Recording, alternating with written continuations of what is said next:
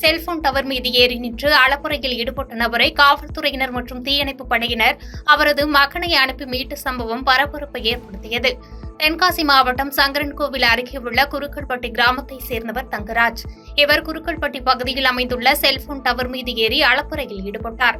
இதை அறிந்த பொதுமக்கள் மற்றும் காவல்துறையினர், தீயணைப்பு மீட்புப் படையினர் செல்போன் டவருக்கு கீழ் குவிந்தனர். மேலும் முன்னெச்சரிக்கை நடவடிக்கையாக தார்பாய் விரித்து நடவடிக்கை மேற்கொண்டனர். அப்போது அவர் வேண்டுகோள் கோரிக்கை எதுவும் முன்வைக்காமல் சம்பந்தமில்லாமல் பேசிக் கொண்டிருந்த நிலையில் தங்கராஜ் மகனை அழைத்து அவரிடம் பேச்சுவார்த்தை நடத்த காவல்துறையினர் அறிவுறுத்தினர்.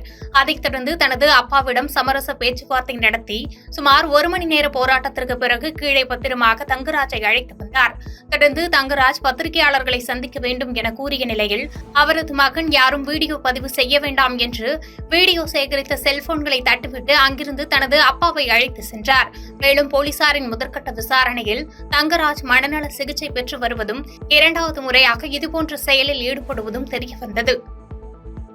பாதகம் செய்பவரை கண்டால் நாம் பயங்கொள்ளலாகாது பாப்பா. மோதி மிதித்து விடு பாப்பா, அவர் முகத்தில் உமிழ்ந்து விடு பாப்பா. அண்மை செய்திகளை உடனுக்குடன் தெரிந்து கொள்ள இணைந்திருங்கள் இயம்நாடு தொலைக்காட்சியுடன்.